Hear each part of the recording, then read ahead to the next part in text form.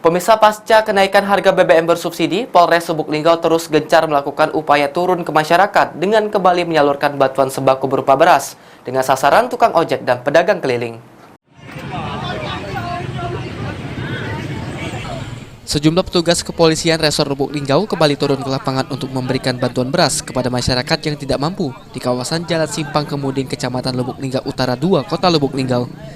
Sembako berupa beras ini ditujukan bagi warga yang terdampak pasca kenaikan harga bahan bakar minyak, terutama kalangan tukang ojek pangkalan dan pedagang keliling. Wakapolres Lubuk Linggau, Kompol MP Nasution menyampaikan kegiatan pembagian sembako ini sebagai rasa kepedulian Polres Lubuk Linggau untuk meringankan warga yang dinilai ikut terdampak merasakan kenaikan harga BBM. Bantuan sembako beras yang diberikan warga ini sebanyak 20 kampil dengan kemasan masing-masing sebanyak 5 kg. Tanggapan saya terima kasih kalau yang memberikannya ikhlas.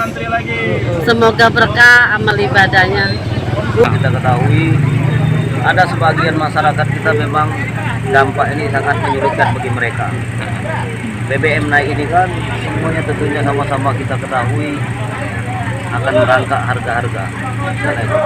Jadi untuk meringankan beban mereka, kami dari kepolisian Polres Lubuk Linggau memberikan bantuan, walaupun sebenarnya bantuan ini tidak terlalu signifikan untuk membantu mereka. Sementara itu, kegiatan penyaluran bansos ini akan terus dilakukan pihak Polres Lubuk Linggau di sejumlah titik dengan sasaran warga kurang mampu di wilayah Kota Lubuk Linggau. Trihajaria, PAL TV.